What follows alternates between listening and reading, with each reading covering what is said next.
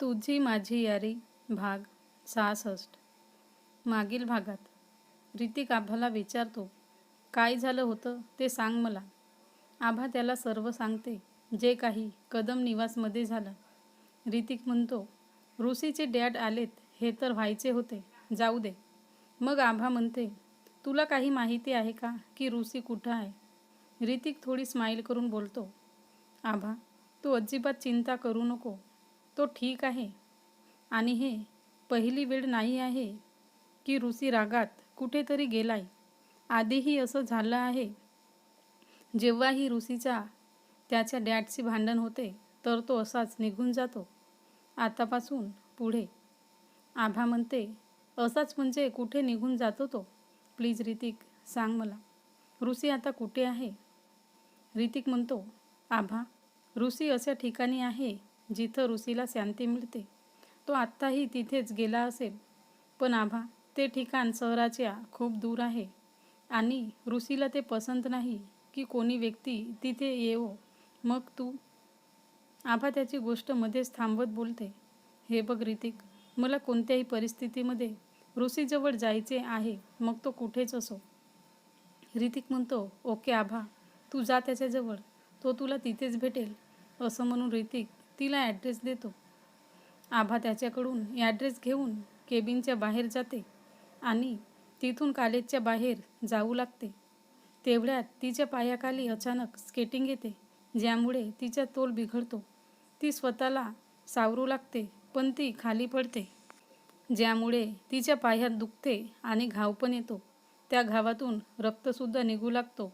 ती उठण्याचा प्रयत्न करते, तेवढ्यात तिच्यासमोर कोणी मुलगा हात देतो. तो तिला म्हणतो, असं वाटते की तू नेहमी माझ्यासमोर असंच पडत राहशील. एनिवे, तुला माझी मदत पाहिजे. आभा त्याला रागाने बघते, कारण तो स्माईल करून तिच्याशी बोलत होता आणि त्याच्या हातात दुसरी स्केटिंग होती. हा तोच मुलगा होता जो की कॉलेजमध्ये फेअरवेल पार्टी होती आणि त्याच्या गळ्यात ये नावाचा एक मोठा लॉकेट होता. ह्यावेळी जिथं आभा पडून होती तिथं जास्त लोक नव्हते. तो एक कॉलेजच्या बाहेरील कॉर्नर होता. आभा म्हणते, तू का वेडा आहेस का, जो कॉलेजमध्ये स्केटिंग घेऊन फिरत आहेस. दिसत नाही का तुला, तुझ्यामुळे मी पडली. तो मुलगा आभाला बघून स्माईल करत होता. तो म्हणतो, तुला हे म्हणायचे आहे की मी तुला जाणून पाडलं. आभा म्हणते, ते मला माहिती नाही, पण हे तुझ्यामुळे झाले. मग आभा स्वतःहूनच उठते आणि त्या मुलाला बोलते, पुढे ही स्केटिंग घेऊन यायचे नाही कॉलेजमध्ये. आभाला त्या मुलाला खूप काही बोलायचे होते, पण तिला ऋषीजवळ जायचे असल्यामुळे ती काही बोलत नाही. ती थोडी लंगडत तिथून जाऊ लागते. तो मुलगा तिला जाताना पाहत असतो, कारण आभा त्याच्या समोरूनच जात होती. तो मुलगा आभाच्या सुंदरतेवर मोहून गेला होता. त्याला माहीतच नाही की आभाने त्याला काय म्हटले आणि ती केव्हा तिथून उठून गेली. तेवढ्यात त्याच्याजवळ एक मुलगा येतो. तो त्याचा मित्रच असतो. त्याचं नाव विशाल असतो. विशाल त्याला मागे घेऊन मिठी मारत बोलतो, आर्यन, मज्जाच आली यार, इथे तर खूपच सुंदर मुली आहेत. बस मला पटकन माझीवाली भेटून जावं, मग तर माझी लाईफ सेटच समज.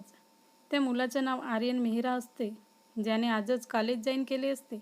तो दिसायला खूप अट्रॅक्टिव्ह होता. तेवढ्यात आर्यन त्याला म्हणतो, तुझ्या वालीचा तर माहिती नाही, पण माझी वाली तर पूर्ण कन्फर्म आहे. विशाल म्हणतो, आर्यन तू तू हे काय काय बोलत आहेस. मला तर विश्वासच होत नाही आहे, ज्याने आजपर्यंत कोणा मुलीला नाही बघितला आणि आज, ओ माय गॉड, हे खरं आहे. आर्यन मेहराला कोणी मुलगी आवडली आहे. आर्यन त्याला घूरतो आणि म्हणतो, तुला म्हणायचे काय आहे. मला कोणी पसंत येऊ नाही शकत का, का समजतोस तू मला. विशाल म्हणतो, अरे यार, आता तू मला का घाबरवतस. मला हे म्हणायचे होते की मी तुझ्यासाठी हॅप्पी आहे. अच्छा, तसं ती कोण आहे जिने तुला मजबूर केलंय की तू तिला पसंत करावे. आर्यन त्याचे ऐकून आभाच्या विचारात हरवतो आणि स्माईल करतो. तेवढ्यात विशाल त्याला मासून बनत विचारतो, ब्रो, मी तुला काही विचारत आहे, तू ठीक तर आहेस ना. मी तुला एवढेच विचारलं की ती कोण आहे, ना की तुला जोक ऐकवला. आर्यन त्याचे बोलणे ऐकून होशमध्ये येतो. तो म्हणतो, आय डोंट नो की ती कोण आहे, पण मला तिच्याबद्दल काहीच माहिती नाही, पण मला जाणून घ्यायचे आहे तिच्याबद्दल. तिकडे ऋतिकच्या केबिनमध्ये सावी तिथेच होती. सावी त्याला सॉरी म्हणून तिथून जाऊ लागते. तेवढ्यात ऋतिक एकदम सावीची कमर पकडून आपल्या क्लोज करतो आणि तिच्या डोळ्यात पाहू लागतो.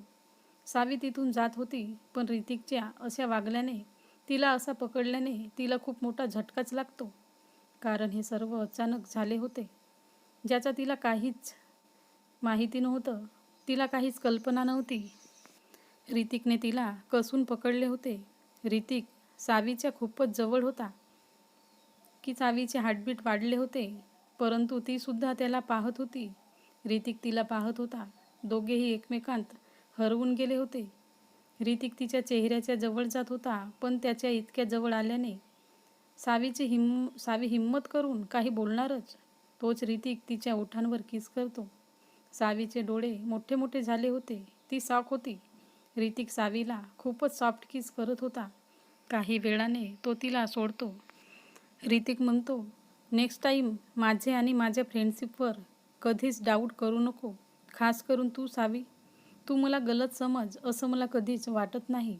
कारण ऋतिक फ्रेंडशिप आणि लव करण्यात कधीच कोणाला चीट करत नाही. सावी जी की बर्फाची मूर्ती बनून तिथं उभी होती.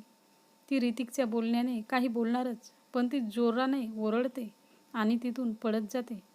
ऋतिक सावीचे असं केल्याने तो आपले कान बंद करतो आणि बघतो तर सावी गेली होती. तो पटकन आपल्या हृदयावर हात ठेवून बोलतो, पागल पोरगी, मला घाबरवला. मग त्याला आठवते की त्याने थोड्या वेळापूर्वी काय केले होते. मग तो मनातच विचार करून स्माईल करतो. तो स्वतःशीच बोलतो, माझी पहिली किस सावीसोबत, असं म्हणून तो लाजतो.